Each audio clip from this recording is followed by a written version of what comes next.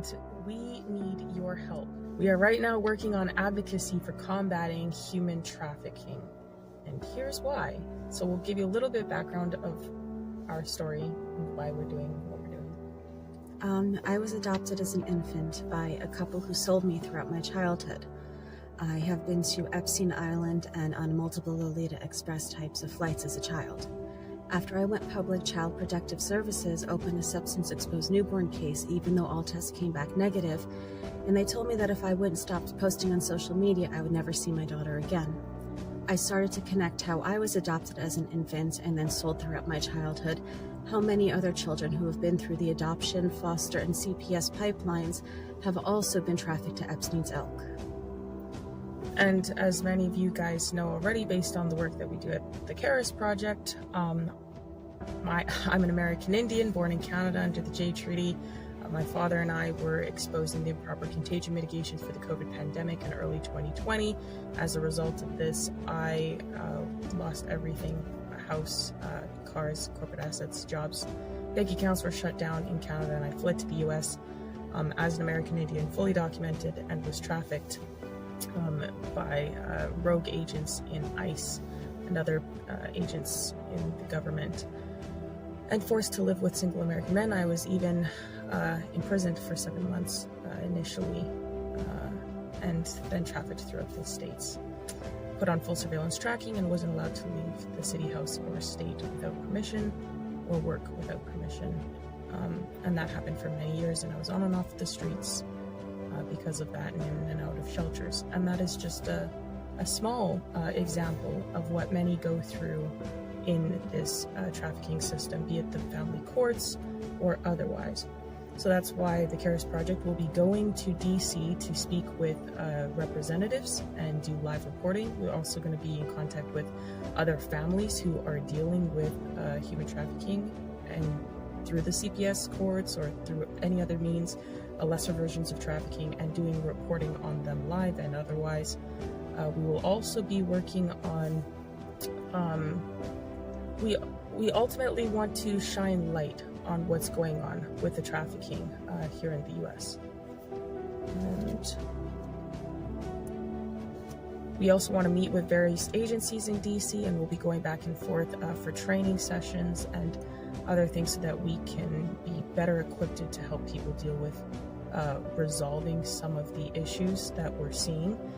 We will also be putting forth petitions in government to help people get justice, and that's something that we have been working on already so far. We have some petitions that have recently been filed in the state of Colorado, Michigan, Texas, and Arizona, and we will be continuing. But we can't do this on our own. We will be traveling to events and training courses, as well as DC on a consistent basis. We also have to get acceptable equipment, such as computers, cameras, interview gear, etc. There will be other miscellaneous costs that would also be like gas, food, and rooms if necessary. So that is why we are working towards combating human trafficking, and that is exactly why we need your help. We cannot do this alone, and most what the Karis Project does is on its own dime. And so we do love and appreciate each and every one of you that support us and all the work that we do. As many of you know, we also live stream on Lindell TV every day. And everything we do, like I said, is on our own dime. So we appreciate all the love and support and all the people who do donate. And we would very much love and appreciate that still. Thank you everybody for your time and considerations. And thank you for all the support. And we will catch you guys in the next one, and hopefully we might see you guys in the future and come across you and maybe be able to do some great things together. Hello everybody, and welcome to the Karis Project podcast. Today we have an interesting episode. It will be talking about the corruption both in the church and in the government, because these things seem to be working together, and that is something that shouldn't happen. And I mean, this is, something we're all affected by. The church should be the standard of morality. Instead, it's been turned into like Oh, it's turned into a whole business corporation, just money laundering system is what it's turned into. And the government is no different, right? Yeah. Yep. Yeah. So they spend whatever they want. Like if we spent our money, me and Andrew were talking about this last night. Like if we spend, when we take out a credit card, right? We have to pay the interest on it. We're screwed. We got to pay all this money back. But the government can just spend. And it's like, oh, we'll just take more from the American people. We don't have to pay it off. It doesn't matter how we spend our money. But yet we're held accountable as slaves, you know? Well, that's because that's the way it works. They take all of the fruit of our labor and give it to someone else. And we're just sitting there and accepting it over and over again. And so, right? Like, I mean, this is the kind of insanity that we're living in. And like, I don't know that we're going to play a couple of clips. Some of them people might have seen before, but this is to organize it in a manner that people can start making sense and start taking action. Because when I look at Christians, I mean, if I looked at just the people in the church, I would never go to church. I would hate God. But I make a distinction between what I read and what I see. Because what I read makes sense. What I see doesn't make sense. And so it's opposite of what the Bible says, you know? They're the Pharisees. Like these Christians have become the very thing that, this is what I woke up on because I was a Christian. I realized that these Christians have become the Pharisees. Like Jesus would be flipping tables in their churches and they would be arresting him right now if he were to come back. Well, they wouldn't even know their worshiping man that they wouldn't even know came back, even if they, if they hit him in the face. Well, they would kill him. Like they sit down and say, "Oh, I love Jesus." Like, no, you don't. You would kill him. You would be one of the people that would be up in line to hospital. What? Sorry, go ahead. You'd be one of the people in line to kill him because what are you doing to the people that are actually doing what he was doing, helping people? You're trying to kill them. Yeah, exactly. Right. And then they sit down and then they're like, "Well, no, I don't have to do that." I'm like, "Really? That's not what my Bible tells you." He says, "If you do that." Right, go ahead, kill someone's children and go to their house and expect to get in and welcomed in. Right? Like this is where people don't use their sense. And the Bible also says to listen to the children, and we don't do that. We don't listen to our children. I mean, most people don't. They just do whatever they think is right by society standards when it comes to raising their kids without actually listening to their children and what they want and what they need. You know what I mean? So they just shame and manipulate and punish instead, and that's abusive to a child's psychology and to their spirit, what I've seen. But we this is where people have to begin to understand, and I mean what I'm looking at is where the government is getting licensed to do this, and we're going to pull up the clip about the Planned Parenthood and why people are allowing this to happen. Like you have to sit down and like take accountability for your actions, right? Like the reason when people are sitting down being silent and allowing these things to happen, you're consenting. Acquiescence is consent. If you see something that is wrong and you don't do anything about it, you're accepting it. This is why when you see something wrong, you have an obligation to act, especially when they're doing this kind of filth. So let's play this clip because when I just saw it, my blood started to boil again.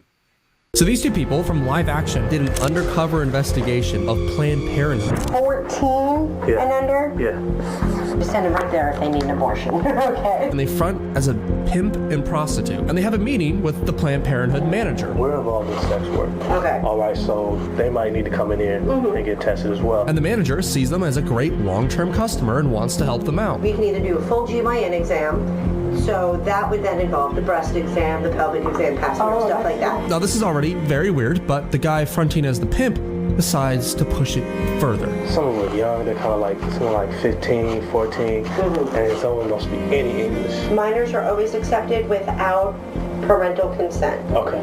The only thing that you do have to be careful is if they are a minor, we are obligated, if we hear any certain information, to kind of report. You know, I'm not kind of like leading in. I don't want to get anybody in trouble. I know, it's fine. This is so painfully and frustratingly ironic because she's saying, I don't want to help anybody get in trouble, but I'll help you traffic and prostitute children. Me and my other counselor, like, for the most part, We want as little information as possible. The reason she wants to know as little information as possible is because the law says that if she knows that a little girl is pregnant from trafficking, she has to report it to Child Protective Services. Once they get to 15, then there's a little bit more playroom. So as long as they just lie and say, oh, he's 15, 16, you know. What if they need an abortion? You never got this from me, just to make all of our lives easier. Okay. If they're 14 and under, just send them right there if they need an abortion. Okay. What does she benefit from this? Why are you willingly choosing to help these people working with these kids to sell their bodies on the street? Here's the thing too, if they're minors, just tell them to put down that they're students. Students? Yeah, just kind of play along that they're students. We want to make it look as legit as possible. Yeah, we want to make So it say that legit. they're students, and then as long as they're 19 and under, they go into what we call like the student fee scale. Yeah. So they're paying the lowest price. That's right, guys. If you're in the business of selling children on the street, you can get a student discount for them. This is already just gut-wrenching, but it really does get so much worse. If it comes down that they do need an abortion, how long till they can get sexually active again? Minimum 2 weeks. Minimum 2 weeks. Minimum 2 weeks. Do you maybe have any suggestions about what else they could do during the time? 'Cause I mean, they still got gotta work. money, you know? Yeah, wait up, or just be that extra action walking by. Welcome to beautiful entrepreneurship business in America, guys. And the reason I say in America is because your taxes are being sent to Planned Parenthood. Last year, they received $700 million in federal taxes. And this is not a one-off cherry-picked instance, because Live Action went to 7 other facilities, and they all try to help them as sex traffickers. Planned Parenthood needs to be defunded. Yeah, I saw. That's not the one I saw. I saw a different one, but it was very similar to that, where they had the pimp going and they did that, and they're like, "Oh yeah, helping them," and it's just like this. And here's what I would hope. I would hope that these people are more. And I can't say it's true, right? Because then she goes in to say what they need to lie, so you can't say this. But a different perspective I would see is, if it was me in that position, I'd be like, "Oh yeah," try to help them, bring them in, and then figure out, okay, which girls. If I see these people again, I'm going to expose them. I'm going to save these girls from this thing. If I had a conscience, if I had a heart, and I did work for Planned Parenthood, which I never would, but if I did, that would be what I would do, is I would try to say, oh yeah, come on in, we'll help out. And then it'd be like a sting. Like, I would get them in trouble, obviously. And I'd hope that these other people would do the same thing. If it really came down to it and they were really suspicious of actual sex trafficking, I would hope that these people would stick up for these children and do the right thing. That's all I can hope in this world. Whether or not that happens or not, I have to have that hope, because it's disgusting to me. What they just did was enough for them to get arrested, right? Yeah. Did they get arrested? Do you know if these people got arrested? No, they weren't. They went in there to go in and expose them, right? Like, if the police came, they would have just said, listen, we're investigators, and they did the right thing, right? And they would have showed them what they were doing, and they would have let them go, right? Because they weren't actually trafficking. But the fact of the matter is that they're disclosing that they're pimping children. That enough is to be like, yo, these Report guys, them. you just sit there and say, sorry, we can't help you. You got to go somewhere else and call the police on them, right? Yeah. Because that, and in Canada, the government funds abortions, right? Straight up. Yeah. Like, so it's not like Planned Parenthood. You go into wherever and they pay for it and so forth. So then when you look at the government doing this, and then you make sense of when I'm going to bring in what Dr. Macus was saying, and then I'll pull out what Danielle Smith did. But I mean, the government is protecting doctors that are pedophiles, and you wonder why this is going on, right? And this is your tax dollars, so you can go get the child that's being trafficked, go get them abortion, and then you have the governments that are going ahead and protecting pedophiles. And they did this in Colorado too. So let's go back and watch this. And I am immediately shutting down the college. I am immediately launching investigations into every college official who was involved in these crimes, especially the crimes of giving medical licenses back, reinstating the medical licenses of doctors who were arrested by the RCMP for sexually assaulting children, for raping children, for sex trafficking children, for child pornography, crimes against children as young as 5 years old. I am sorry, Alberta. I didn't know that this was going on. My staff didn't know this was going on. I'm sacking my entire staff. I'm sacking my chief of staff, Nicole Williams. I'm sacking my media spokesperson, Andrea Smith. And we're going to get this right. We're going to do the right thing. That's what the Minister of Health, Adriana Lagrange, should have done on June 18th. Every UCP leader should have come out then in support of her actions. Alberta Premier Danielle Smith should have held a press conference on June 19th and said, I am horrified to learn about these crimes that the college was involved in. I am horrified to learn that an AHS executive was sexually assaulting a young boy. And then there were 28 AHS executives that gave letters of reference for him in court and basically pressured the judge to keep him out of jail. This is Dr. Albert Devilliers. And I will investigate not just the college, but I will investigate the AHS and the sex crimes against children that AHS has been involved in, the abuses against doctors during the COVID-19 pandemic that AHS was involved in. And effective immediately, I am reinstating every single doctor and nurse and healthcare worker who were abused by AHS and the college. If Danielle Smith had done this on June 19th and given support to her health minister in launching investigations against AHS and the college, she would go down in history as a hero.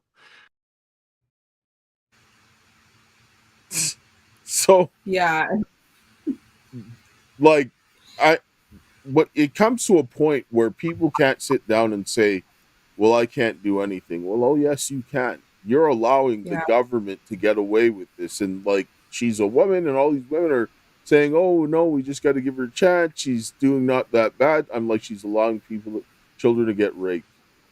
Right? Yeah.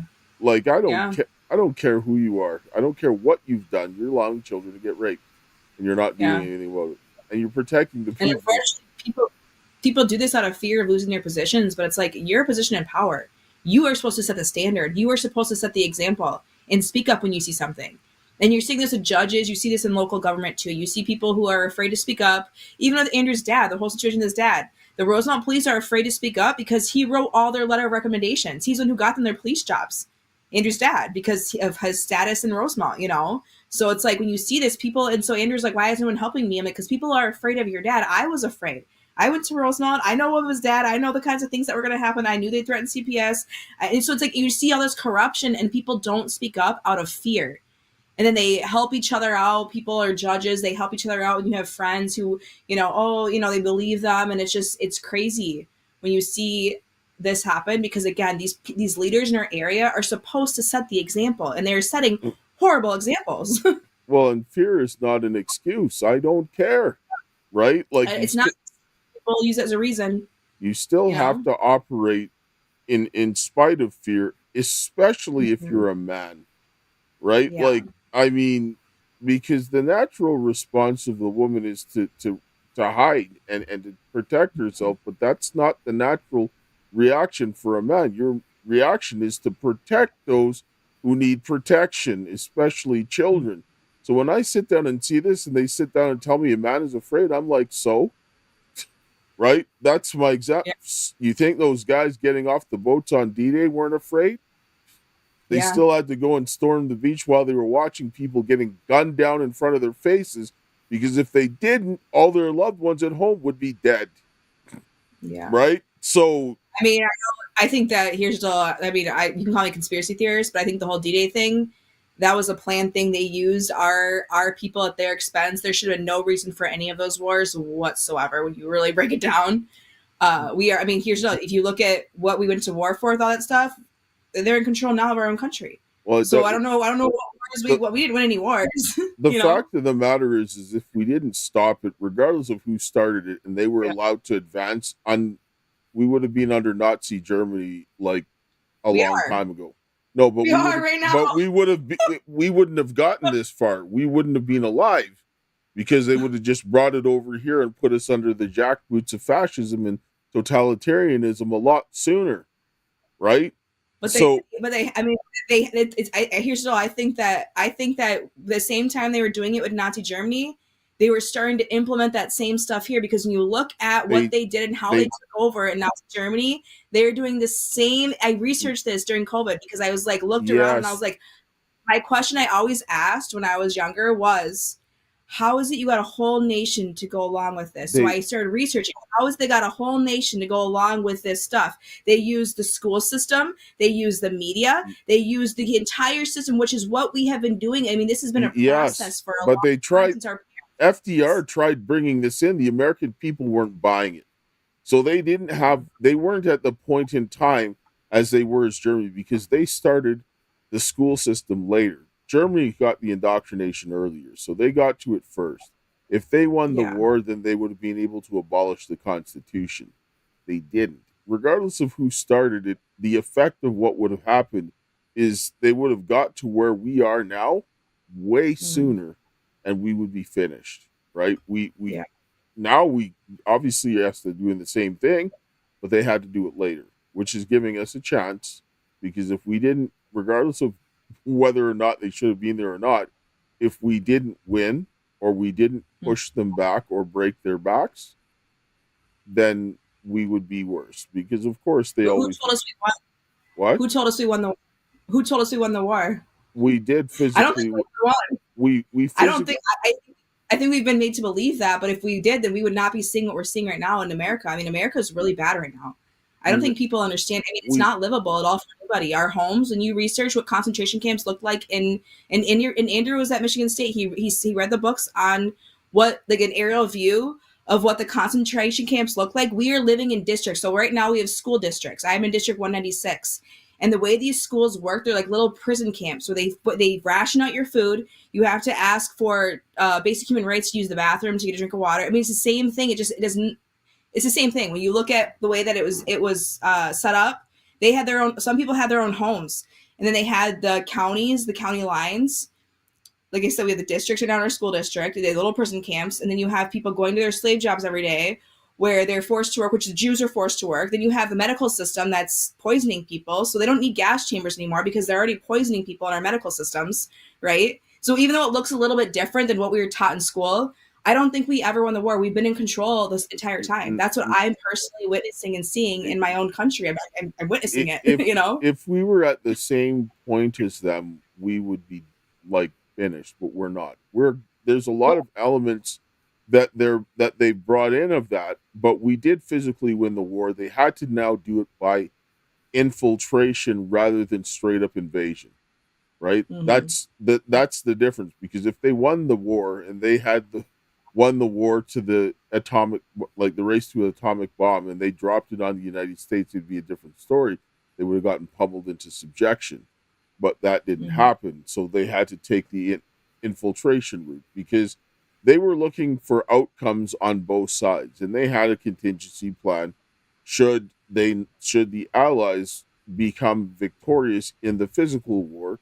It was always there as a contingency plan to go through for this, to infiltrate, because trying to go ahead and invade the United States is, on this side of the world, by conventional means, is very, very difficult and extremely difficult. This is why getting them into the theater of war in Europe was necessary, for them to expend resources where they could be attacked on another front, but it didn't work. That's really what it was. And then it took away resources and so forth. And then they were able to sneak away a lot of people that they took and brought over, but they brought over their ideals and began to just infiltrate into the government. This is really what happened. So now, what do? We still have to stop it, right? Like, what are the people doing? Nothing, right? Yeah. This is where we're at. But I wanted to bring up what Danielle Smith says. Like, I agree with what you're saying. I'm just saying that it delayed it a little longer, which is beneficial to us, because I just personally view our military, like, when I don't know if I told you about this vision I had, which that sounds crazy to say, but I had this vision, and it was like, I was in the military. I knew I was in Vietnam, and I saw these women running, begging for their lives. They're begging for their lives, and we just started shooting them down. We just had to. We were told we had to, right? And so then I saw these kids sitting in their house with their hands over their face, crying, scared, hiding. And then I had these, like, it wasn't visions, but it was like knowings of like rape and torture. And so then I came home and I was like, dude, our military did something really messed up in the Vietnam War. I just had this feeling. And someone's like, that's crazy, Stephanie, blah, blah. So I looked it up. If you go research the My Lai massacre, our U.S. Army raped and murdered over 500 women and children in the Vietnam War. This is before D-Day, right? This is all this right? If that's history's right, the dates. So we have taken over other countries and have literally killed people because we're told to do this. We are the Nazis. Like, I truthfully believe that our military are the Nazis because they're doing the same thing the Nazi Germany soldiers did. They're doing what they're told. This is if you look at the history of war, rape and pillage is gone through for very long. For thousands. I'm not saying that it's right, but that's what happened between, and they did. Well, that's what we need to stand up as Americans and say enough is enough. I don't support this because even now in the military, I have friends in the military. Men are raping men. Women are getting raped in our military. The military is a psychological warfare. It's damaging so many people's lives, including my dad's. I mean, he's an alcoholic. He's on antidepressants. He has PTSD. He's super depressed. Like, you have veterans homeless committing suicide and getting angry, like we talked about that one girl, Elizabeth, right? Her Mormon stuff. Her husband was military. Like, I'm seeing a trend in military men and women who are very abusive, like energetically, to their loved ones, to their kids. I mean, this is a cycle that needs to end. But a military is necessary. You have to have a military. What you need to do is in a different way. It doesn't need to be the way it is, though. What they do at the boot camps, well, I'm saying down and love, it's toxic. It's creating toxic masculinity is what it's creating. Actually, it's not the boot camps that do this. It's not. It isn't. It's what goes on after they're inside of the military. The boot camps are actually necessary because you need to have a certain amount of mindset when you go to war. Otherwise, if your men are breaking down when you're in war, you're going to lose. They have to. But what if nobody's going to war? What if every country, every human decided, I don't want to go to war. I just want to love. I just want to be loving. Why do we have to have war? I want us to change our mindsets as humans. I understand why you say it has to be there, but I don't believe there has to be evil. I don't believe there has to be good. I believe there can be where we all come together as humans and say, we're going to follow our own paths, right? And the people who do wrong will be punished by the people, not by a government, by whatever, but by the people. If they're doing wrong, they're going to be exiled. They're going to be, excommunicated. They're going to be killed or whatever it is, whatever crime they do. It should be up to the people to get their own revenge and not have a law tell us we can't get our revenge. Then you wouldn't see bad people in the world because they'd be dead, right? If someone raped your kid, you should have a right to kill them. And then there's more rapists. Goodbye. That would be ideal, but in the way the world works, this is not the way things happen. What? But this is the way it should be happening. This is what we should be speaking about, so we can get to a world where this is the way it happens. Yes, because I don't agree with what I'm saying at all anywhere. The whole issue is that throughout all of human history, we could never save ourselves. This is our issue. If it was possible to do so, we would have done so ourselves. This is the problem, because there's something wrong with the way that we do things that causes us to keep coming back to this. We have to sit down and understand this. It's our thinking. That's what's happening. Is we're all being brainwashed into a system thinking it has exist and we need war. We don't need these things though. We don't need any of the things that we've been told that we need. We don't, but people still choose to do them. There's something fundamentally off with the way human beings operate. And if you killed all the evil people would still come up anyway. Mm-hmm. This is the problem, because people have gotten wiped. They've gotten wiped out, but this is where we're coming back to a problem that it's not within our capacity to solve on our own. This is the issue. But I want to circle back to listen to what that's fine. To Danielle Smith. Actually, let me play the commercial break, and then we'll play what Danielle Smith's response was to what Dr. Mack has said, because this, I mean, for a government official, but we're listening to the commercial break and then we'll come back. I'm excited to announce that we're having our first ever mega sale on overstock clearance and brand new products. For example, save over 50% on this season's flannel sheets. Queen size only $59.98. Kings only $69.98. They sell out fast every year, so order now. Save 20% on our brand new My Crosses. They're designed in the likeness of the one I've worn every day for over 20 years. They come in men's and women's, and they're made right here in the USA. Get our 2025 six-piece My Towel sets for only $29.98. Our initial quantities are extremely low, so get them now before they go. And our best-selling standard My Pillows, just $14.98. So go to MyPillow.com or call the number on your screen. Use this promo code to take advantage of our first ever mega sale. But wait, remember that $75 free shipping rule? Well, that ship is sailed because right now, every order ships absolutely free. So if you need any of MyPillow products, go to mypillow.com/Karis or call 800-845-2942. Use the promo code Karis. There are other ways to support you can see in the ticker. And yes, they have all kinds of stuff, towels, bath stuff, kitchen stuff, beds. Go check it out, try it out, get some. So yeah, we're going to go and now look at Danielle Smith's response to Dr. Makis on because he had asked her to come in and talk with him, and somebody mentions this in a meeting with her. And let's just watch her response. Hello, my concern has to do with the receipts that Dr. William Makis brought about the AHS and the pedophilia problem. And I'm wondering if you would be willing to commit to an interview with Dr. William Makis to discuss that issue. What I can say is I know that one of the doctors he raised a concern about went through legal proceedings in British Columbia and was found guilty, and I believe is being sentenced. And so these are the kind of things that, for the credible claims, they have to go through a legal process. And he has raised, I think, some obviously concerns that have been validated, but I do have to kind of leave it to the courts to be able to adjudicate those rather than interfering in it myself. But I took what he said, I looked into it, and it does look like there have been a couple that are going through that process now.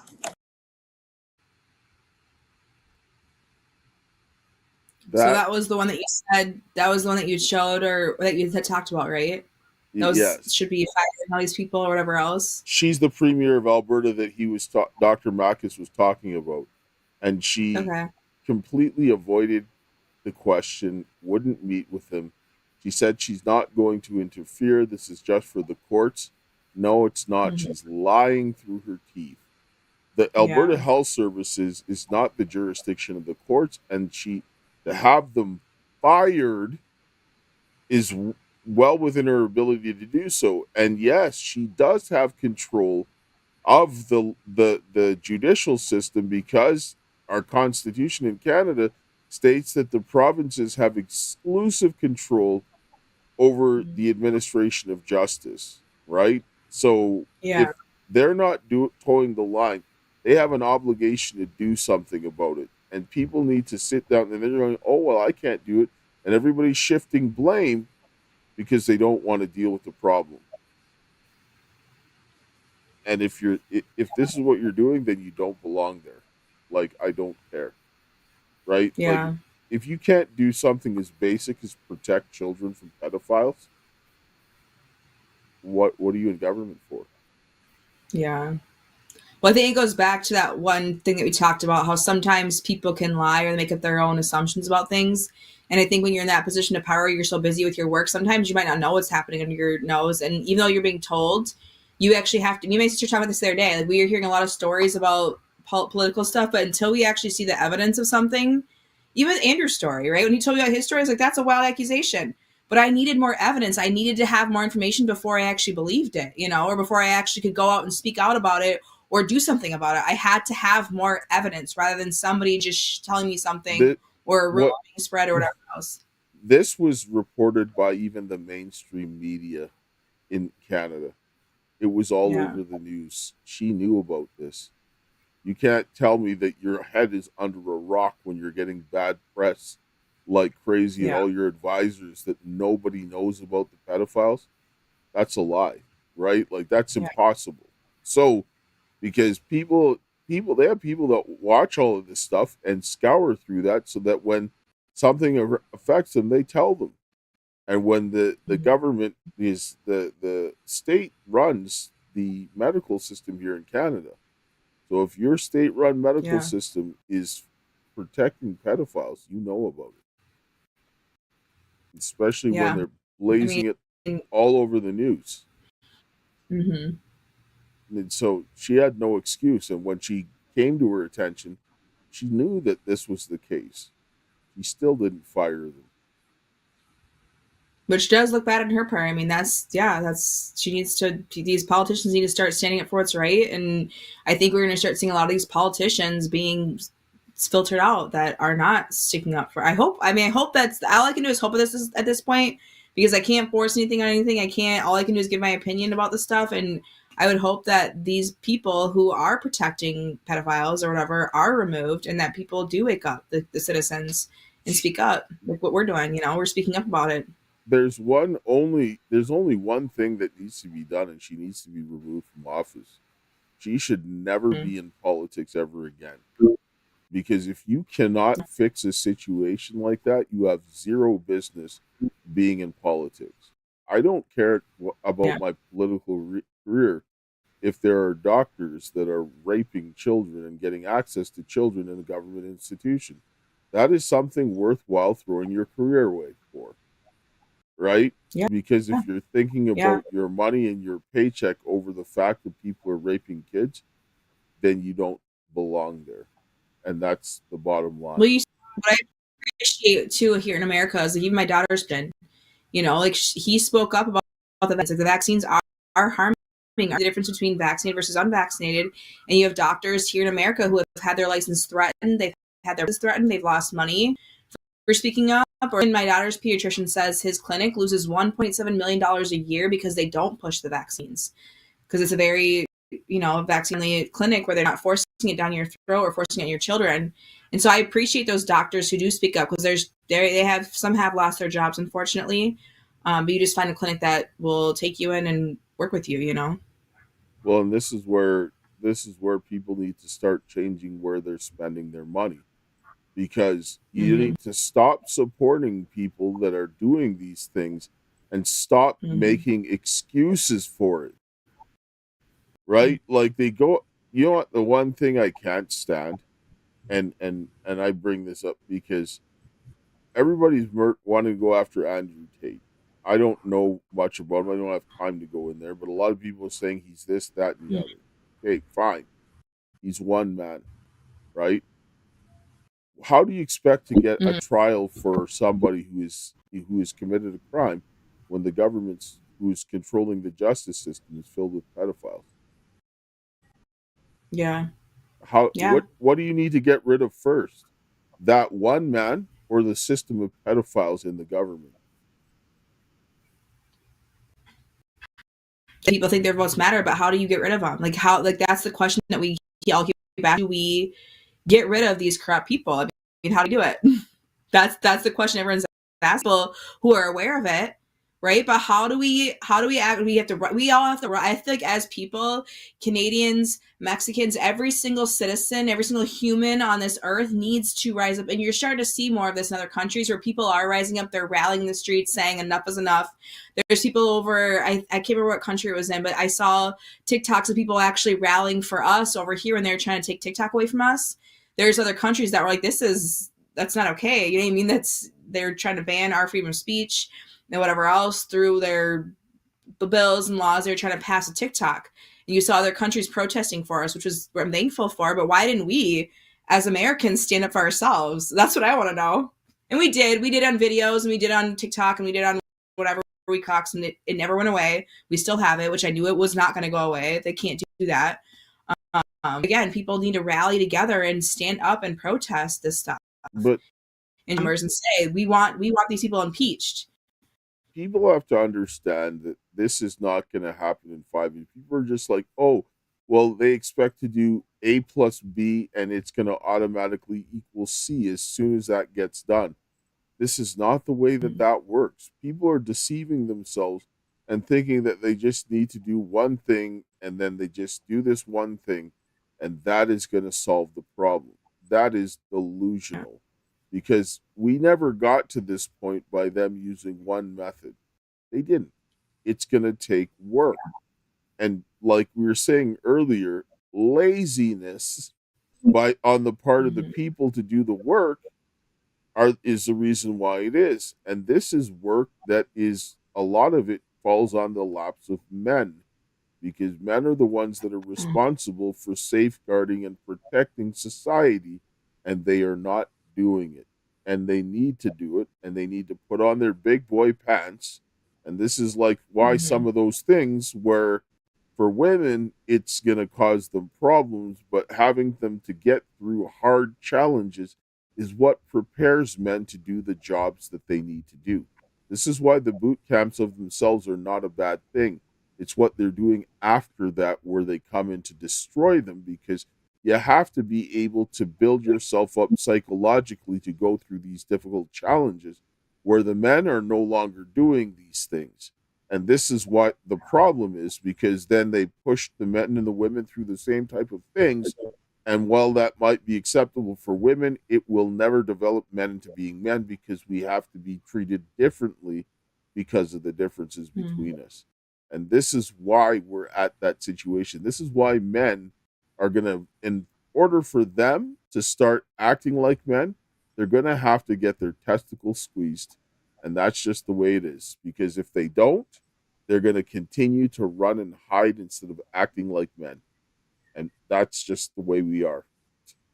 I just can't explain it. But that's so you really want to see men in action. What do you personally want to see men do to make this change? You see that men should be doing right now to expose this or people out? Like what exactly action are it? Men have to get over their fear of the consequences. They're like, well, I don't want to go to jail. I don't want to lose my job. That's why you're in that situation, is because the fear of that losing that is causing you not to act. And that's holding you in place. But while you hold on to that job, it's going to lead to your destruction, because you're looking just in front of your face and saying, well, I might lose my job. I might lose this. I might lose that. So what's more important, the money you can get back or the children that you can't replace when they're dead? Right? Because you can't bring them back from the dead. I've never seen, I can't do that. I've never seen anybody do that. So, I mean, you can make the money back, right? So it's not that hard. People don't want to make those decisions, but this is what needs to be done. And men are designed to do that, right? It's a lot easier for a man to do this than it is for a woman, because of the way we're wired. So when I look at back to what so you're going into these jobs. What? So I guess my question is they the fear, what are they supposed to do? I'm never speaking up, because there's people who are speaking up. There's people who speak up. It's more than just about this stuff. It's more than just speaking up. And I'll actually bring up a clip about this when we go and do this. But men and women do things very differently. Let me actually see if I can find it here while I'm talking, because these women actually mentioned something when I looked at this conversation that they had. And women do things very differently than men. And when they talked about the female competition, it made it very, very clear. This was a girl who was a golfer. Let me see. Paige Spiranak, I think her name is. And they outlined an issue in the women's competition in this interview. And this, when I heard this, I was like, yeah, this is, I could understand what we're saying, but I want to hear what you have to say after you hear this clip, because this is part of the issue that we were talking about. Well, I apologize. I apologize on behalf of the girls that week if they gave you any because I was a big fan of it. I thought it was a cool I thought it was a cool invite. I honestly did. Like I said, I think the more eyes we get on it, and people, they have issues when they don't kind of understand what they don't understand. You know what I mean? And I'm like, girls, what are you talking about? Like, I remember, I think I spoke to you that week, and I was like, she's lovely. I don't know what the problem is. Like, shut up. No, and I like something different. Get it, People are scared of something different, especially in golf. Honestly, yeah, they're just like, whoa, that's different. And exactly, 100% Kira. But you have to see it from their perspective too. And that's something that I always did, where it's like, okay, you work your ass off week in and week out, and you're already fighting with each other to get the limited opportunities that are out there with sponsors. And then here comes me, and I just walk on in, and it's like I come with the new Callaway bag, and I had, Lululemon that week. And, I can see why it ruffled some feathers. And I tried everything I could do to kind of make amends with, the female professional golfers, because I knew how it looked, and I never wanted to step on anyone's toes. And I'm so respectful of the hard work that goes into it. And I was like, I'm just going to get so much hate, and this is going to be so bad, because I do see it from their perspective. Like, it just sucks. And like the way that the industry is, it just pits women against each other, because it just feels like there's so many limited opportunities that you're fighting each other for the one opportunity, another opportunity. And then you have major champions who can't get a sponsor, and yet I can get one. And so I can see why there was that tension. And it was just hard, because I had no financial backing, and so I needed to do what I needed to do to survive and live. But I also understood the other side of it, and it's more of the product of, women's athletics than anything. And I was just the one who kind of got caught in the middle of it. Yeah, like everyone's out here trying to make a living. We're all trying to do what we can. And I think that, especially at the time, it's unfair because this is a very specific women's sports issue, but you do have to put yourself out there more in the women's game to be able to get sponsors and get attention. And I think a lot of people at the time probably were thinking, I'm playing such great golf, I'm doing the work, but I'm still not getting the attention that I should be receiving. And that's because people were not open to social media. They're not putting themselves out there. They're saying no to interviews. They're not necessarily, buying into the machine, which is an unfair thing that women especially have to do. But you were like thriving in the machine. It was necessity. I had to, I had to take the opportunities to, at the time, finance my golf career.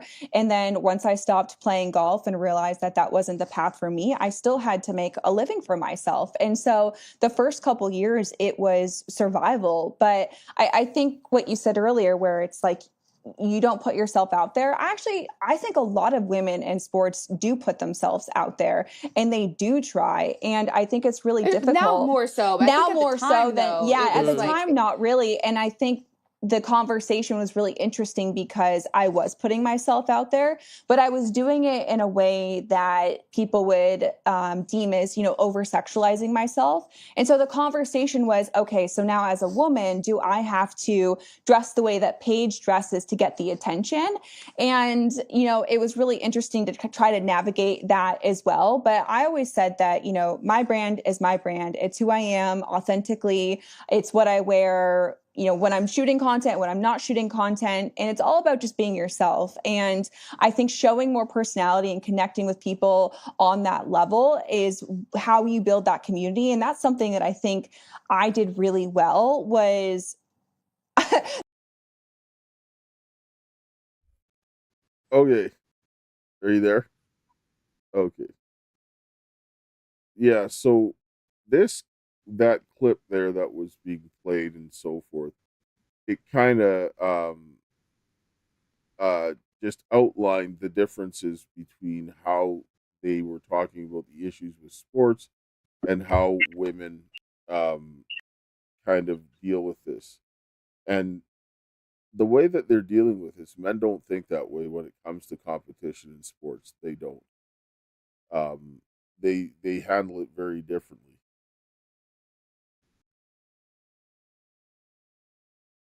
And so it seems like maybe Stephanie might have some connection issues. So at this point in time, the women, when they're men, when they sit down and see these things, they're just like, that's just life.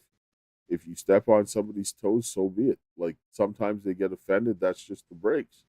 And then when it comes down to obtaining a goal, they become more focused. These are things that are naturally, that come easier to men than they do to women, right? And this is what I was saying. Oh, it seems like you might be somewhat there. Okay. Saw some motion, but I can't hear anything. So I don't know if you're talking or what. But yeah. So whenever I guess you can just chime in or whatnot. So at the end of the day, these are serious issues that need to be addressed. Like the men have to come in and be able to do what needs to be done in order to fix the situation. I wanted to hear what Stephanie had to say on this because obviously she's a woman and gets this kind of stuff, whereas I don't understand why women are doing what they're doing. I see what they're doing, but it doesn't make sense because as men we do things very differently.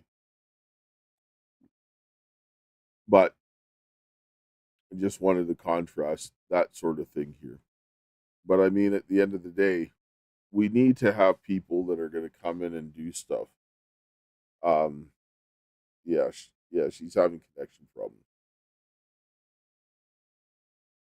Yeah, and so this is what needs to be done. Like, we need to go and fix these problems. Men have to start standing up to do what needs to be doing on the front lines. The women need to stand up as well to help the men. But the women need to go about it differently and go in the areas that they're strong at. Because it's like, just like in the sports, you don't put the men and the women together. And that's really what we need to do. Because just like they have to have their areas by themselves in this sort of situation, we have to have the areas by ourselves where they're going to thrive with each other. Because like when you put the women and the men together in the military, it's bad. The women, a lot of the times, are getting raped. Like she said, even some men get raped. But if you're a woman, you're at even more of a disadvantage because you got a bunch of men that are stronger than you that are going to put you in these bad situations. And this is something that we need to not do because that is absolutely terrible, right? And so we really need to start this and start looking at things in the right manner. And that's really all there is to it. We got to work together in this situation. And I'm going to ask people to continue to sit down and think about this. We're going to, and then I guess, close this segment here with a prayer. And then we will be back again with on the second half. And Stephanie should be back after that as well. And so I'll put this up here so that we can, go and do what needs to be done. And so I'll close here with a prayer. Heavenly Father, Lord, we thank you for this day. We thank you for your love, grace, and mercy. We thank you for the hope that you have given us this day. Open our hearts and minds to your will. And Father, I ask of you this day to raise up the men, to stand with the women, and to rebuild their families, their churches, their communities, and our nation, that we would have some semblance of community and protection for the children is my prayer. In Jesus' name.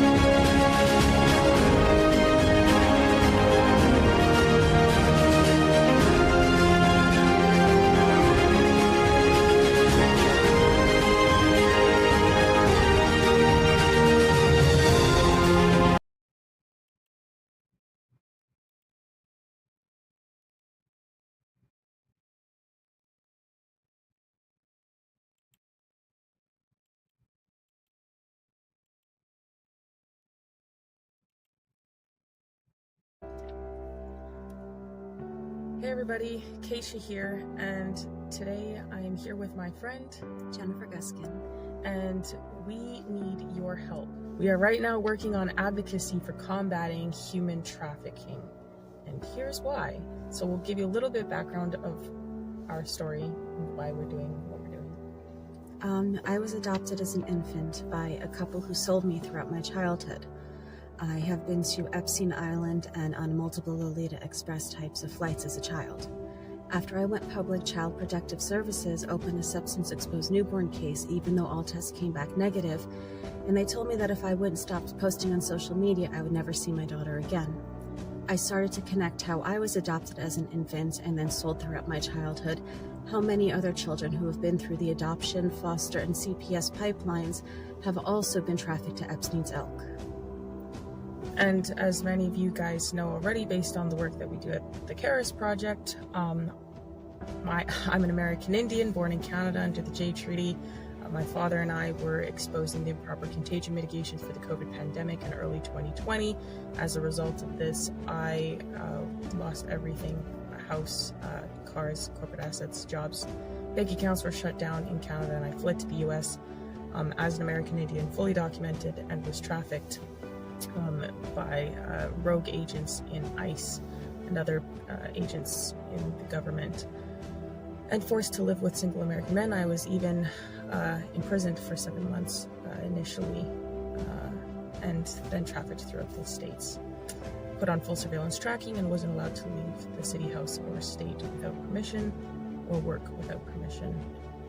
And that happened for many years, and I was on and off the streets because of that, and in and out of shelters. And that is just a small example of what many go through in this trafficking system, be it the family courts or otherwise.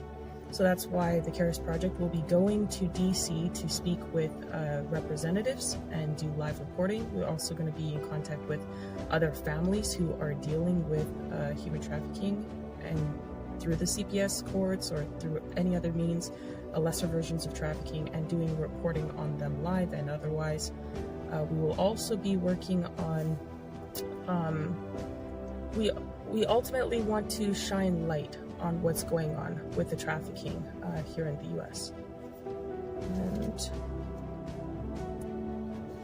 we also want to meet with various agencies in DC, and we'll be going back and forth for training sessions and other things so that we can be better equipped to help people deal with resolving some of the issues that we're seeing. We will also be putting forth petitions in government to help people get justice, and that's something that we have been working on already so far. We have some petitions that have recently been filed in the state of Colorado, Michigan, Texas, and Arizona, and we will be continuing. But we can't do this on our own. We will be traveling to events and training courses, as well as DC on a consistent basis. We also have to get acceptable equipment, such as computers, cameras, interview gear, etc. There will be other miscellaneous costs that would also be like gas, food, and rooms if necessary. So that is why we are working towards combating human trafficking, and that is exactly why we need your help. We cannot do this alone, and most what the Karis Project does is on its own dime. And so we do love and appreciate each and every one of you that support us and all the work that we do. As many of you know, we also live stream on Lindell TV every day. And everything we do, like I said, is on our own dime. So we appreciate all the love and support and all the people who do donate. And we would very much love and appreciate that still. Thank you everybody for your time and considerations. And thank you for all the support. And we will catch you guys in the next one, and hopefully we might see you guys in the future and come across you and maybe be able to do some great things together. Hello everybody, and welcome back. After the technical difficulties. Yeah, my computer just started freezing up, and then it wasn't holding a charge, and I was like, what do I do? I guess it didn't like you. So were you able to hear that clip at all? I was able to hear, but it was like freezing up, and then her face, and then it was like, and then you were frozen first, so I didn't even see the video. I could hear her talking, but I couldn't see the video. I only saw you talking, and then like my face freezing up here and there, and it was all frozen. So I'm happy I got it figured out. were you able to make sense of the clip or no? Yeah, no, yeah, I was listening. So what I got from it basically is like, you have to use social media to put yourself out there, and people aren't willing to put themselves out there using their platforms for their voice is kind of the gist I got from it. Is that what you got from it? Well, that's what the women do, but men don't do the same things. They don't. Yeah. Right? But this is the issue. Well, they're starting to. I mean, you do. You have a platform right now. You're using your voice for it. Andrew has a platform. He's using his voice for it. I think women started first by being influencers, right? Like I noticed a lot of women would start the influencing, and we were made fun of because I was always a human rights activist. I've always used my platform for what's right. I've always researched stuff, which is why like I have the following I have, because I've been growing it since I was in my early 20s, because I saw things that weren't right in our government and I used my platform to speak up. And now you're seeing a lot more men like yourself and like Andrew and other men who are seeing the same things that we're seeing. And we're like, well, wait a second, something's not right here. Let's use our platforms and speak up about the things that we're seeing, and bringing awareness to it is what's really helping people to like wake up on what their governments are involved in. No, this is not what I'm talking about. When a man and a woman go on the platform, they're using it very differently on how they get people's attention. And when there comes to have like more competition, and like when we talked about this, the women were changing the way that they dress so that people would look at them so that they would be seen. Men don't do that.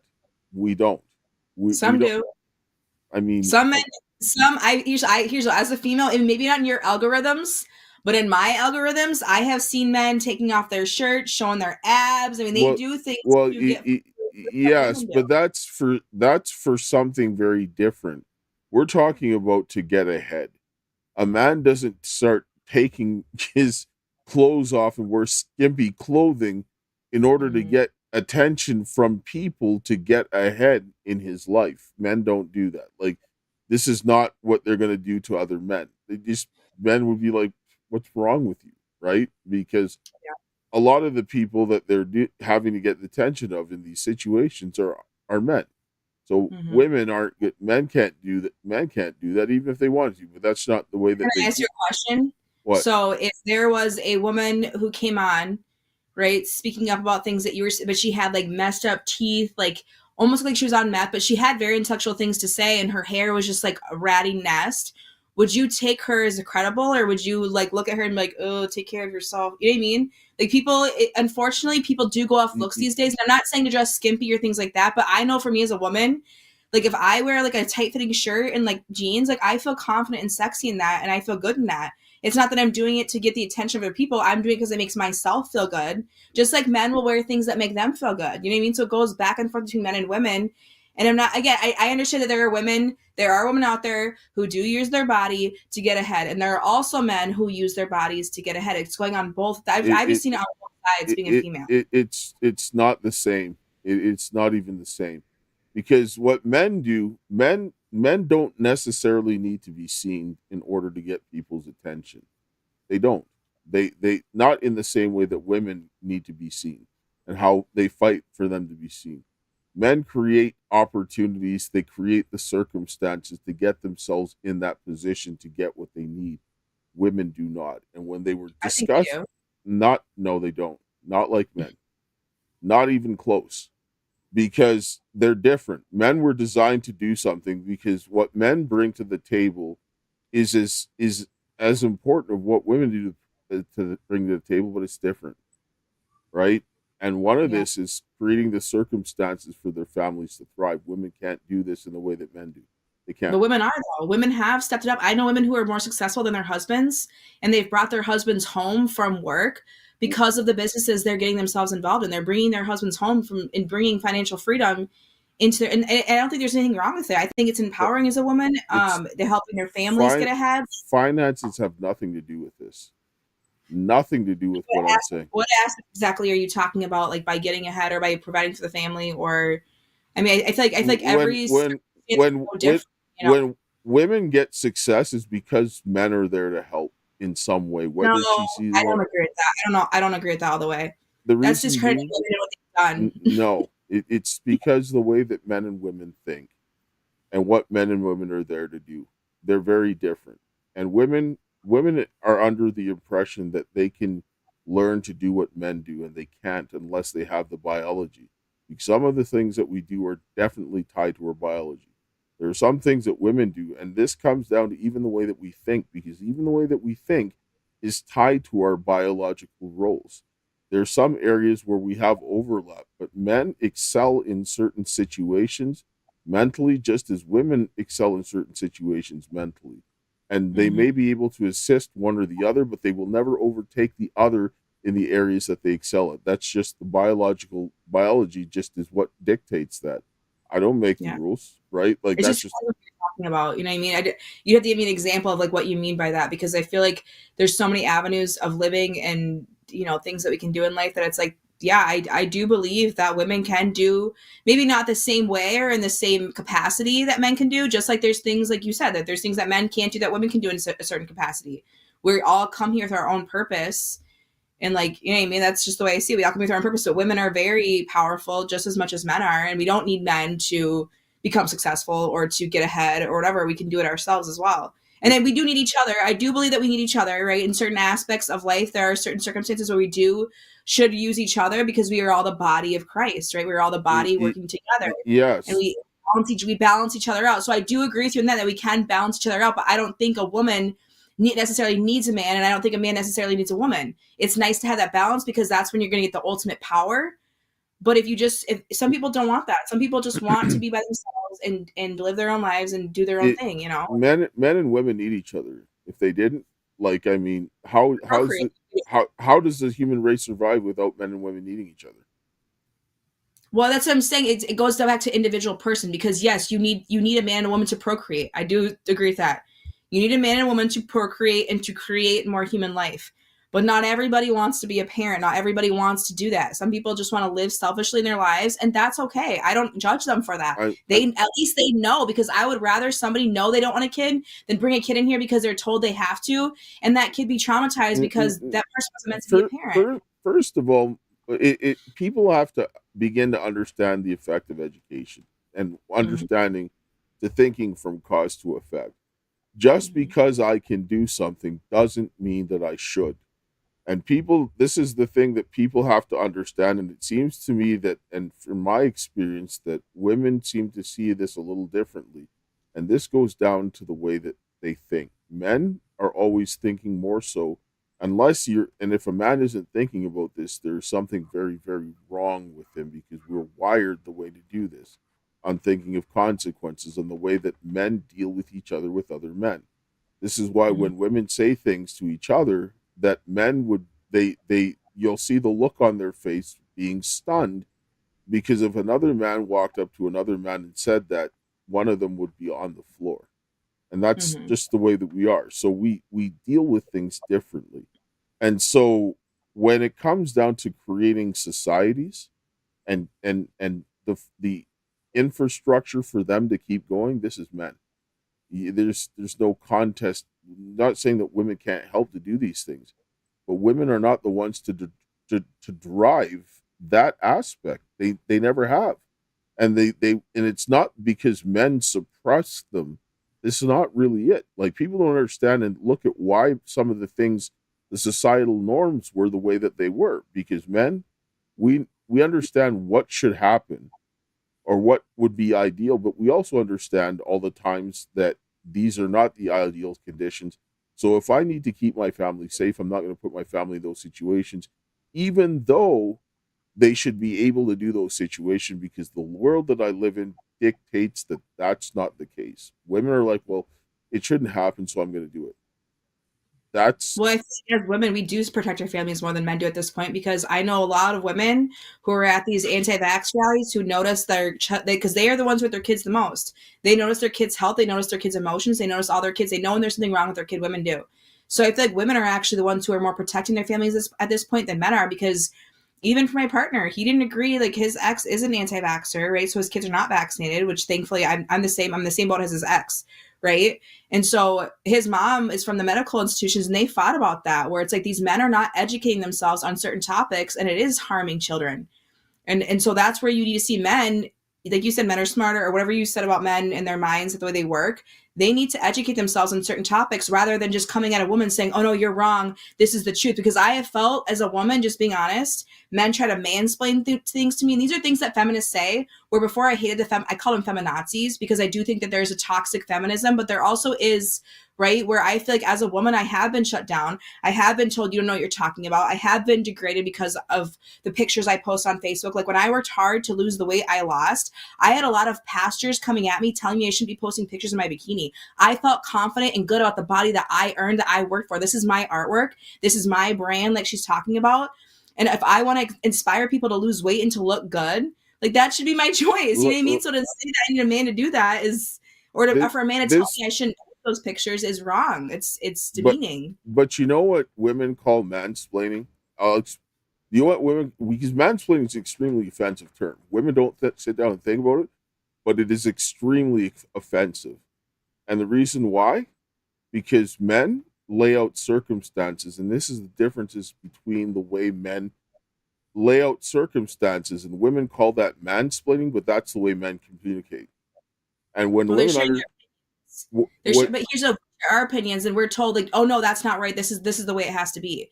That's what bothers me, is that when I share my opinion about something or I share my own perspective, someone's like, well, that's not right.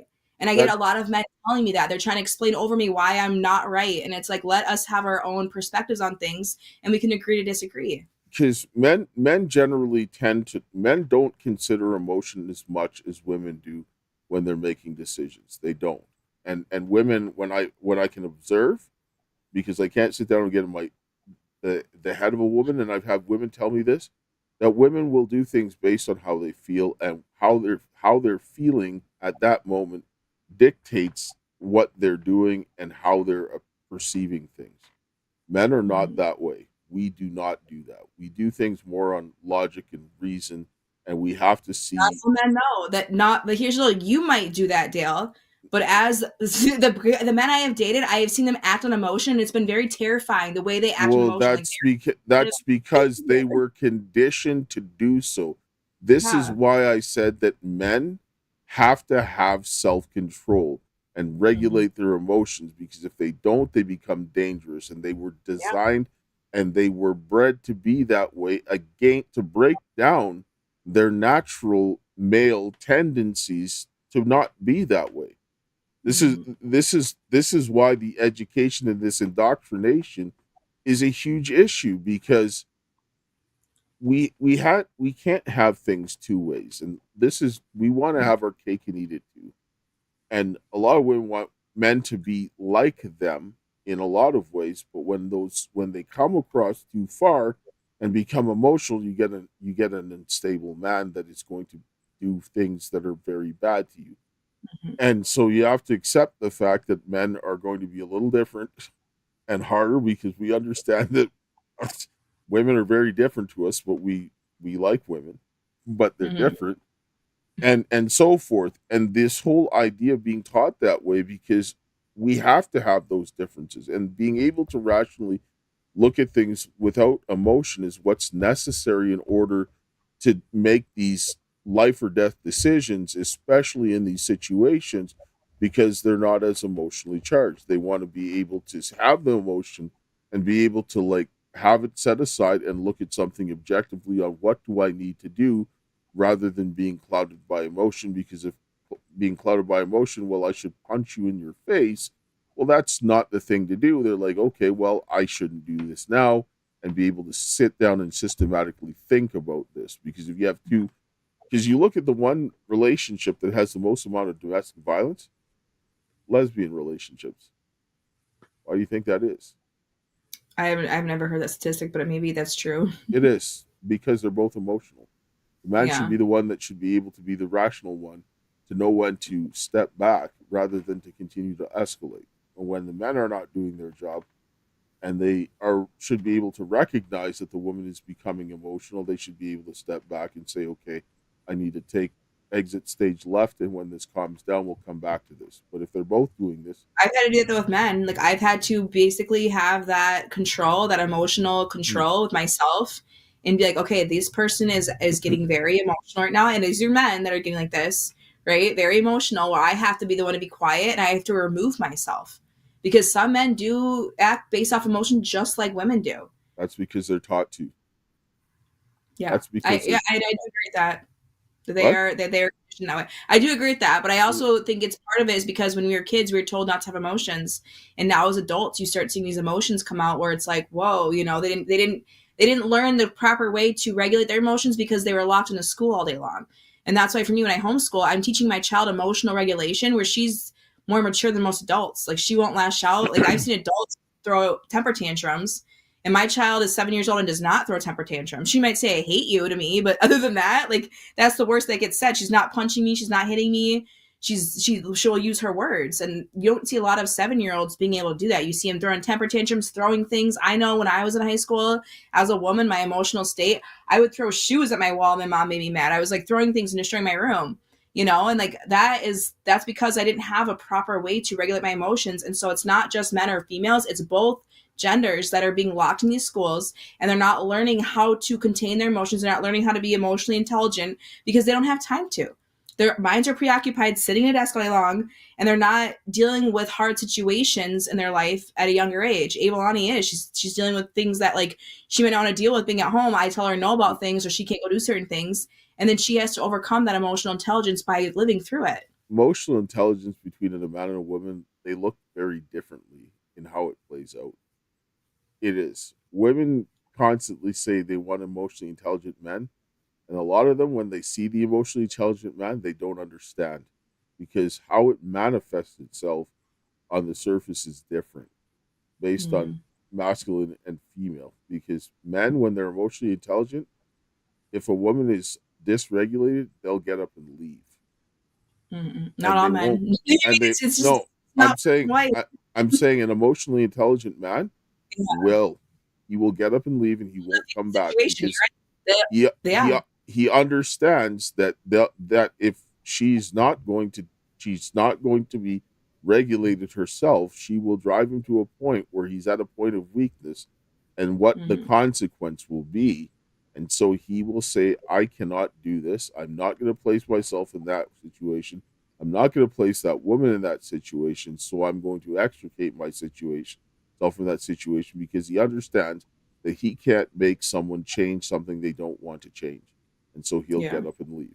Right? Then that woman, the more emotionally regulated men that she'll find out that the issue isn't with other people because the men will keep getting up and leaving, and she'll have to start questioning why. Herself, Yes. And this is same thing with men. I don't do the same thing with women. Like I have had ex-boyfriends who have had multiple girlfriends because we don't want to put up with it. We're not putting up with that type of behavior, that like emotional, you know, it's an immature emotionalness where they are punching holes in walls and they're yelling and they're constantly starting fights and fuck you bitch and things like that. I mean, the way that I have seen men act out emotionally has been terrifying as a woman, like their emotional stability. And again, and I see it a lot that grew up in Catholic homes or very religious homes. Like it's these boys who are raised by their mothers, right? And the mothers were trying to control and manipulate, like these moms. There like, you go. That's exactly. But it goes back to religion. It goes back to religion where these women are not knowing who they are because they're worshiping, what was it? They're worshiping a man. They're worshiping masculinity. We need to make sure we have a balance of masculine and feminine. I have learned this in my own life that we have to have that balance. And when I was worshiping Jesus all the time, my life, I was very masculine. I was constantly trying to control my daughter, yelling at her about things, making sure she was being safe, and that protective mindset rather than being nurturing. I was trying to be the protector. And religion did that to me. I really feel like that. This is why, again, and this is what, like, people don't understand a lot of the things here, and this is where people in the church get off base. The Bible was written by men. Men speak by actions. The communication between men and women are different. Women are not going to pick up on everything on the communication that a man has, just like a man doesn't pick up on everything that the communications a woman has. This is the reason why they say that men are supposed to teach, because there are things that women are going to inherently miss because they don't communicate like men.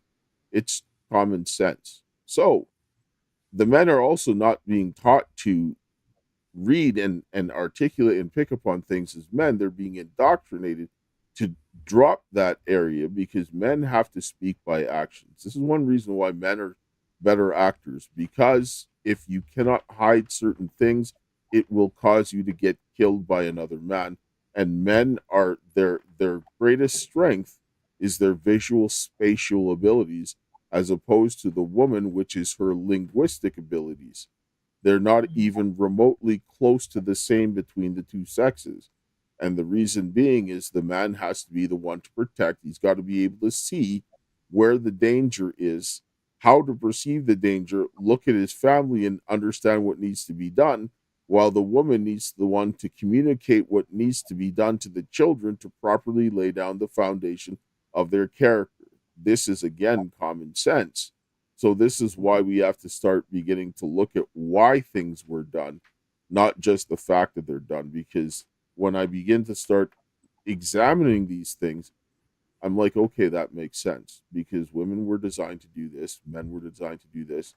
And then I can see how this makes sense. We're no longer doing this. We're just looking at words and trying to pick at them on something that was written by men. We're not as descriptive as women. We're not. So we have to use our actions, and that's how we communicate. And when we start doing that, people make more sense and stop doing stupidity and telling people to do stupidity, because I see it happening in the church all the time. And then they start justifying doing wrong things that are not there. And this is where we get to the problem, because they think that they change stuff, right? A lot of this stuff is common sense, right? And like, I don't know how to say it. Like, yeah. I don't know. I just feel like here's the problem with our society, and I will keep reiterating this. We are too distracted by jobs, by the media, by the medical institutions, by our schools, by the whole entire, I call our system that we're a part of, and it's not just in America, it's all over the whole world. It's the beast system, this slave system that we are a part of. It's a mental slavery, but it's also physically enslaving us, because we are meant to come to earth to live and inhabit nature and to live prosperous with one another, singing songs of worship and praise, right, to each other. And now you have people distracted by their jobs, by church, by schools. You have parents now going to their church groups during the week where they put their kids back in this daycare, even though they're in daycare or school day long. So now you're taking time away with the family, and these kids are not learning the proper way to basically be an adult because they're not having good examples. They're being segregated. And so I think that's where we're seeing the issues, that we need to go back to community living, where we are living off the land, growing our own food, raising our own families. And that's when the men will come in and have that men mentality where they know they need to protect their family against the dangers that nature provides, right? They'll have to build them a strong home. They need with their hands, right? Like the physical home, they're building a physical home. And then the women creates the actual energy in the home that's supposed to be nurturing and loving. And we do teach our kids by like, I would teach my kid how to cook. I would teach my kid how to sew their own clothes. I would teach my kid how to do the things they need to do to survive. But we don't know how to survive these days. We just know how to be slaves, right? Well, that's what I'm seeing personally in our society. I want to kind of circle back. We're going to take a commercial break, but I want to kind of circle back because you saw the protection of pedophiles in the government. And I want to start talking about people doing the same thing in the church, but it had to start where, it started there first in order to get it to the government because of the way our societies work. So let's hear from Mr. Lindell so that we can get get people to buy some pillows and other good stuff. I'm excited to announce that we're having our first ever mega sale on overstock clearance and brand new products.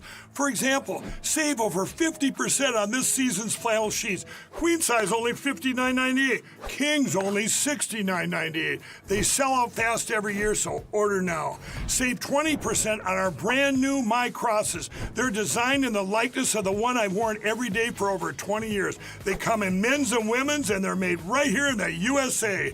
Get our 2025 six-piece My Towel sets for only $29.98. Our initial quantities are extremely low, so get them now before they go. And our best-selling standard MyPillows, just $14.98. So go to MyPillow.com or call the number on your screen. Use this promo code to take advantage of our first ever mega sale. But wait, remember that $75 free shipping rule? Well, that ship is sailed because right now, every order ships absolutely free. All right, so if you need any MyPillow products, go to MyPillow.com/Karis or call 800-845-2942. Use the promo code Karis.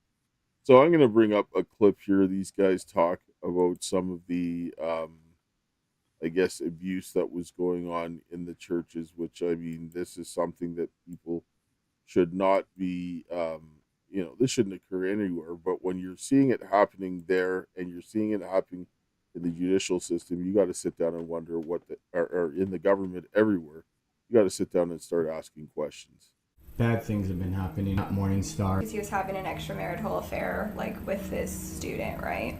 And so they were gonna go, like, he was gonna take a back seat and he was gonna go into restoration. And then Rick Joyner told us the story of Noah, and instead of exposing his sin, we were to cover his sin. People who are gonna have to deal with the consequences of this, like Rick Joyner, like Stephen Alls. Maybe some things are gonna come tumbling down. Multiple leaders reaching, grabbing, and groping at the daughters of the Lord. And that's not okay. When I say I've gotten a bunch of calls, I've gotten over 100 calls from different people at the CSCL school, the Morningstar University, or at the church in a youth program, or they knew of somebody.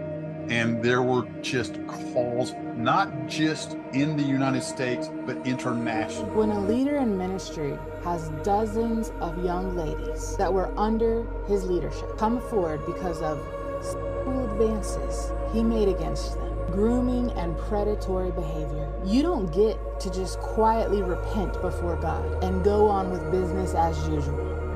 He followed her and her friends around constantly at Morningstar. She was under a lot of shame and did not know what to do. There was no concern that when the relations were happening, the student was underage, and this was a crime that occurred. We try to be open with everybody about everything. We believe anything in the light has to stay in the light. We don't want to keep secrets. We're afraid of people finding out. The judge has seen you for a long time. Your case is already adjudicated in many ways. Repent, Rick Joyner. And perhaps it's the hour of Deborah in the church, where women rise in authority because men's absolute negligence has led to it being a necessity. That we are surrounded by cowards. Where is God at a time like this? That goes back to, like, Andrew's dad has had multiple affairs with the women at Rosemount High School, I found out. And it's these women who are afraid to speak up about these advancements. I mean, it happens all the time with not just at the churches, but also in, like, real life. Even at my job, I've had men make advances at me where I was scared to speak up because I thought I was going to get fired if I said anything. And this stuff happens all the time. These poor girls are made to people please, think they have to be people pleasers, and they get scared to speak up. And then you have men like that who can get away with stuff. And then you have judges that, oh, they're a good guy, they're a Christian, they run this church, they're good. It's bullshit. It's freaking bullshit. Yes, the worst part about it is women get away with it more than men. When they do this, they get away with it way more than men. Nobody wants to believe it or whatever. They say that the guy should have wanted it if he's young and all that stuff. I wish it was me and all this kind of stuff. And they don't understand. A lot of those girls some of those girls want to have sex with the men that they're doing these things with, but you can't do that because of the person who's older knows fully well that person is not fully developed. And just because they want to do something doesn't mean that they should. And this is where these boundaries need to be set. And when they talked about the Deborah thing, again, and talking about that too is not the answer. Especially in that situation, the men have to go out and deal with the men. You can't put the women to deal with the men. Sure, the women can come up and testify and say this thing, but men need to go and deal with the other men. It's like you're not going to put a man and a woman together in the boxing ring, right? Yeah. Why would you do it in this case, right? I understand the frustration, but don't take a bad situation and make it worse. Men need to get up and do their job. That's the bottom line. But women can't do that job that the men are there to do. Don't do it. Let the men do it themselves, because we need the women to do their job. Because if we don't do their jobs, then our whole human race falls apart, right? You can't do both jobs. No one should be doing that. Men, get up and stop being cowards. Like, that's all there is to it, right? Yeah. And I'm, as another man talking, men are not going to coddle other men. They're not, and they don't. Some men do. What? Some men do coddle other men. That's the thing, is that they protect each other and they coddle them and, oh, it's okay, man. But it's like, no, call out the bullshit behavior when you see it. And some men don't. And here's what, as a human being, I haven't always called out the bull. What about with my friends? I do. If my friends act out, like, well, I don't agree with that, but I'm not here to judge you, you know? And I think it's because people are scared of being judged or whatever else, but men need to start taking action. Like when it comes down to like going into these places and dealing with it and going to the courts, going to the government and telling them to do their job and standing their ground and making sure that happens. Sure, you might get some pushback, but it has to be done, because if you're not going to do this to protect your family, who's going to do it for you? That's the whole point. This is where it boils down to, is that regardless of the situation, if you're not there to protect your family, who do you expect someone to do? Because you cannot pay someone to love your family and your children. You cannot. And people think...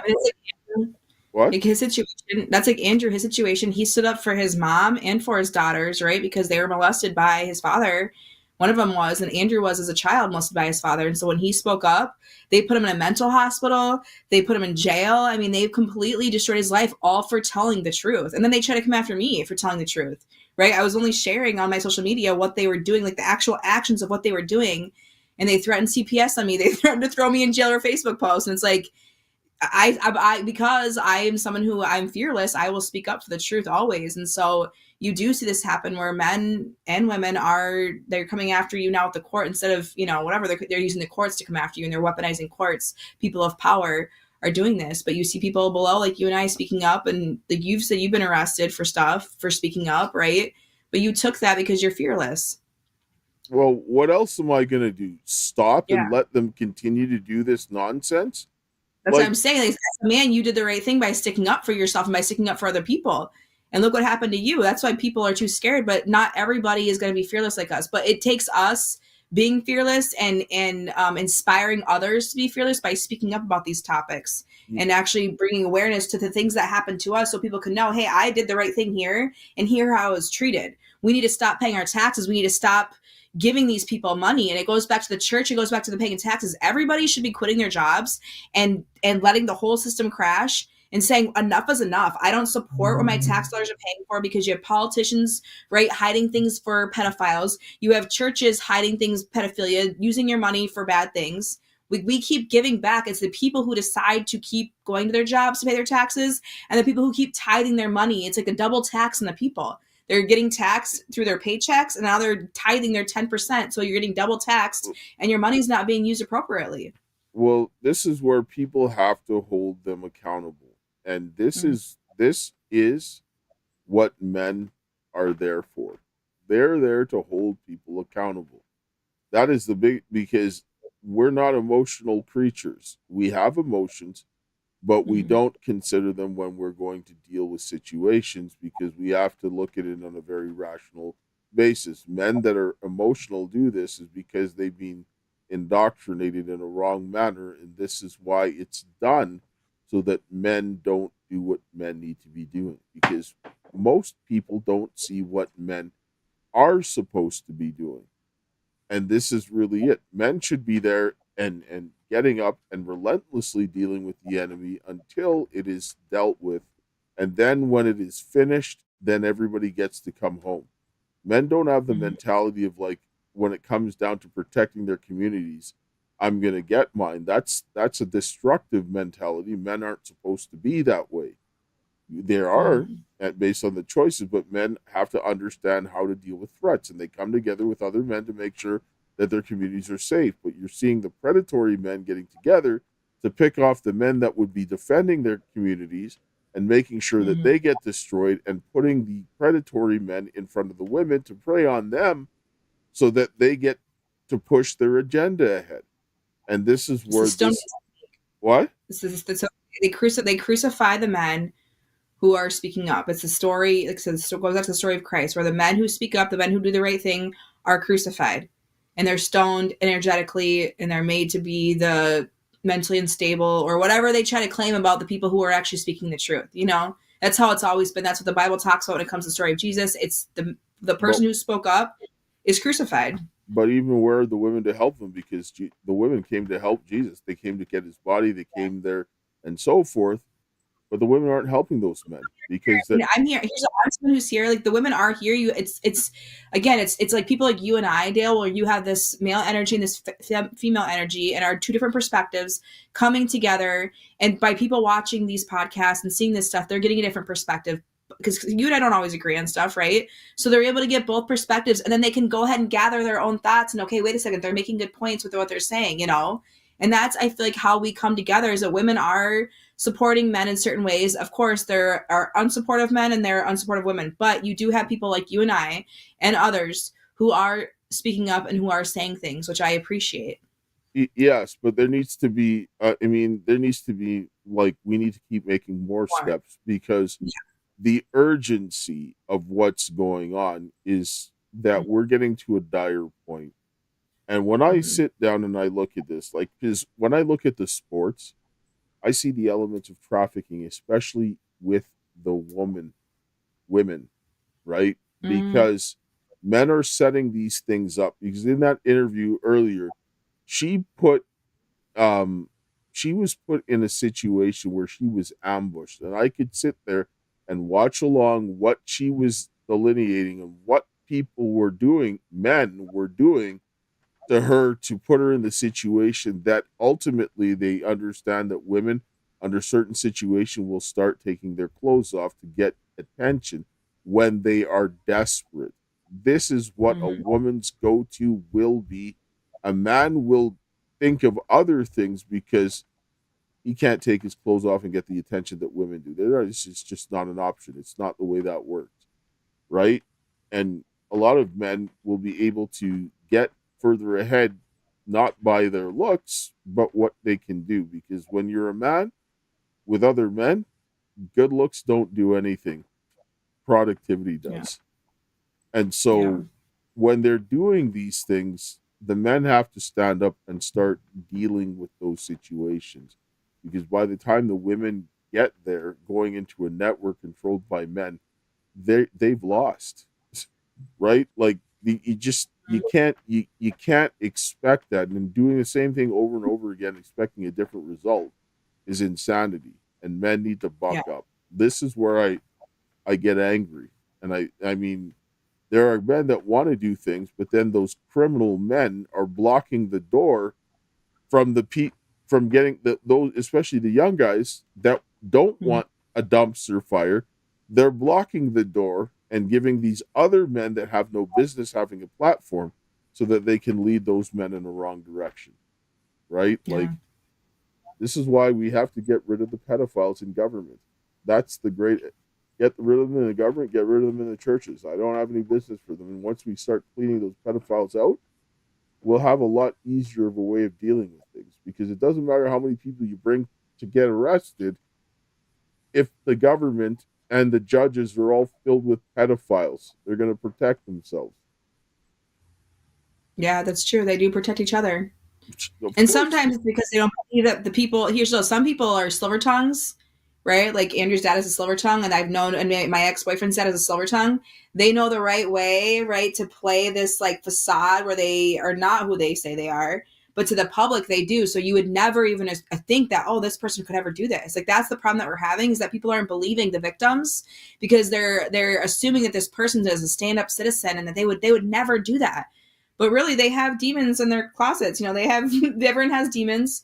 Everyone, just because someone might not be a bad person, they can still do bad things. And I think we forget that, right? Well, even me as a person, I've done bad things in my life, right? But I've corrected myself because I'm like, that's bad. I shouldn't do that. And then other people just assume, Well, what do? They put lunatic women like Amber Heard and things like that up in the forefront that people just want to dismiss them. And then the women that are actually getting destroyed, they're not getting them in the public eye, who actually need the help. And this is all done by design so that more people will disregard people, right? Because the same way that they were talking about this woman when she was talking about being put in this situation and so forth. and she got ambushed. She got raw medication. All of these things were happening where she wanted to, like, not wake. She said she was doing things, not wake up in the morning, and all of these things because of what she was being put through. And it was a series of events, and some of these were not like where she was. It wasn't unintentional, because they told her that she was going to go out to a Dubai Classic as a professional golfer, and that nothing was going to be, you're just going to go ahead, duck your head, everything's going to be fine. That's not the way things work. You're going to be in a world stage going there. They put her in this position completely unprepared, and she got crushed. And then she continued to get crushed, right? And that's not what you do. You don't lie to people and tell them that this is not the way it's going to go, and it's going to be completely opposite, right? That's wrong. Mm-hmm. You set them up for failure, right? And put them in a bad position. Mm-hmm. And we see this And happen. you make you're not prepared the right way. Yeah, absolutely. It's going to make you look bad. Well, she's like ended up she threw up on herself, right? Because she was thrown up in all these cameras and all this stuff, and I'm sure the anxiety going through the roof, had no way to mentally prepare, just got thrown into the fire. She's 22 at the time, like 21, 22, very young. That's not what you do to someone, right? Yeah. Yeah. But then when you put people in bad situations, and then they're like trying to get ahead, trying to get their situation, she said she had to do what she needed to do. And that is how they help to create the circumstance for people to do things and get them to do things out of desperation. Mm-hmm. And that does happen. But no one should be putting people in that situation to begin with.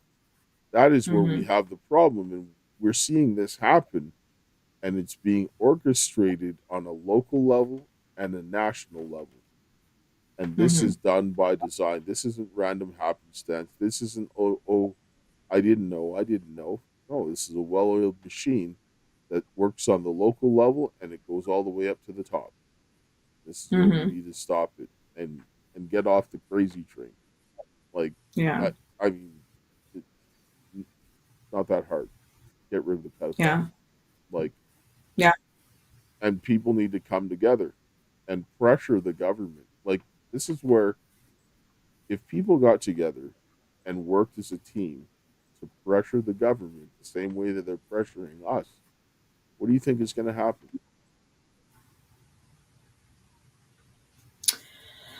I mean, you have people pressuring. I mean, you have people like you and I speaking up, where it's like we do pressure. I think enough people do pressure the government. Like even the Epstein files, everyone wants these released and everything. So it's like the fact that the government doesn't listen.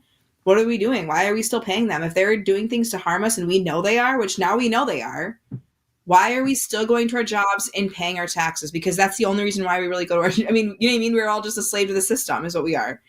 So it goes back to us saying enough is enough. We don't want to play your game anymore. We don't support you. We're going to go start our own communities, our own individual communities. And we're going to create our, like, just like the Amish do or other communities, there's other communities out there that have, you know, started and they're not a part of this whole matrix system that we're a part of. They're doing the right thing. And that's how they stand up for themselves, is by acting. And if a lot of us acted that way, where we would say, I'm done working this job to pay my taxes to this corrupt government, then we would get rid of the pedophiles. But people are too afraid to do that because they either don't believe it's happening or they just don't know what they can do about it. They don't know how they can expose. They don't know how they can get rid of these people. People just don't know what to do. And that's the big issue that we're seeing here. It goes over their heads, you know? Yes. And I'm just going to, just for people to see on what was going on in the government. And people have to understand, this is a clip where it talks about Trudeau and his connection and who's paying him. And this is not just him. You have to sit down and understand that this is a lot of other people being paid in this matter as well. In Canada profiting off of the fentanyl crisis. Could this be the reason why the Trudeau government has been so hesitant to lock down the border and stop the flow of illegal fentanyl into the United States, because they're profiting off of it and they are facilitating it? Stop me if you've heard this before. This is unbelievable. David Creighton is joining us now, independent journalist out of Ottawa who writes at the Post Millennial.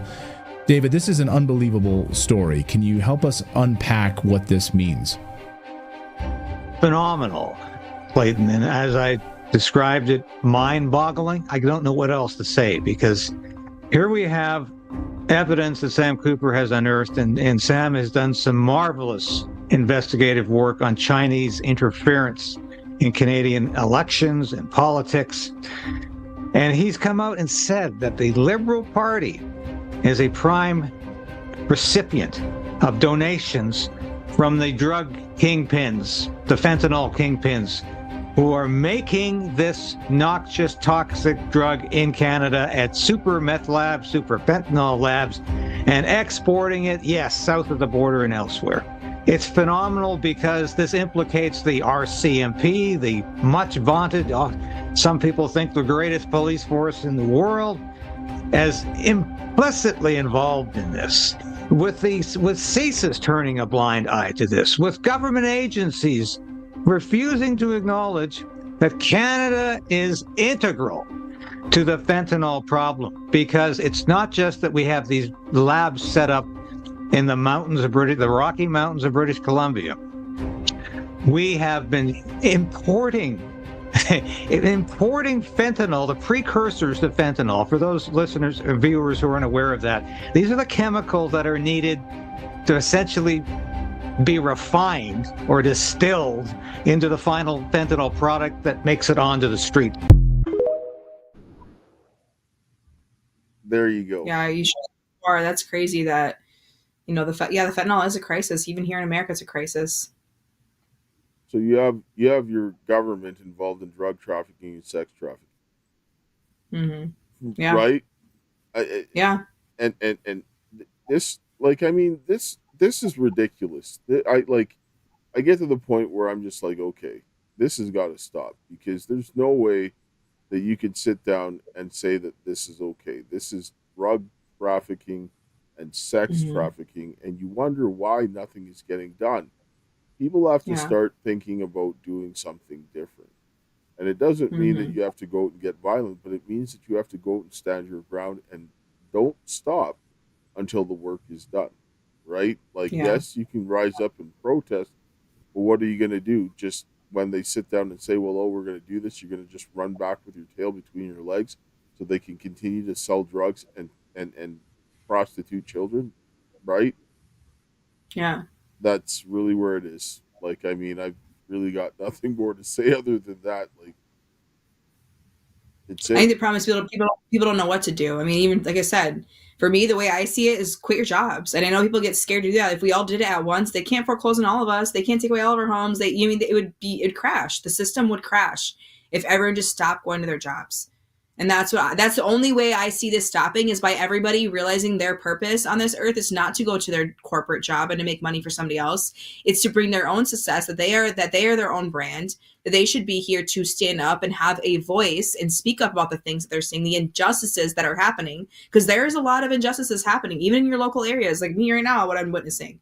And it's not just Andrew's case. There's many other dads who have reached out to me letting me know that these women are using the court system to take their kids away. I mean, this is the war right now, is the war on the family, and it's happening through our court systems. There's a lot of injustices taking place, and our tax dollars are paying for these corrupt judges and these attorneys. And even Andrew says it's illegal to charge for the law, right? He's researched all these things in the Constitution, all that, and it's illegal to charge for the law. And that's what these court systems are doing. They're charging for the law, and the poor people are being turned into criminals that aren't really criminals. So how is this any different than the Jews? The poor people are being turned into criminals and being put in these jails when they're innocent. Innocent men are being put into jails. Innocent women are being put into jails. Innocent people are having their kids taken away. And it's all costing us all this money. And it's like, this is, we enough is enough. Like, you know what I mean? We need to stop complying to all this bullshit. Yes. And I'm going to close here with a prayer because we're running up on time. But the one thing is that people have to come in there. They have to make sure that people don't continue to do this. And they need to get those elected officials, they need to make them resign from their position. They need to make their life very uncomfortable so they no longer do this. Because if we don't, they're going to go back and they're going to send the guys with guns after us. And we can't have that happen. But we need to sit down and say that we're not going to take this anymore. And we have a lot of ways to do this in a lawful, peaceful manner and get it done, and just put in the hard work and then get your country back and not have to deal with this nonsense. And so I'll close here with a prayer, because we need some prayer, because God knows we're in a bad state. Too many people are drinking the Kool-Aid, whatever you want to call it, but they're not in the right frame of mind, and they need the right frame of mind. All right. Heavenly Father, Lord, we thank you for this day. We thank you for your love, grace, and mercy. We thank you for the hope that you have given us this day. And help the men and women to come together to rebuild our families, our communities, our nation, that we could have some protection for the children, is my prayer. In Jesus' name, amen. All right. We will see all of you guys again next time. All right. Thank you for coming.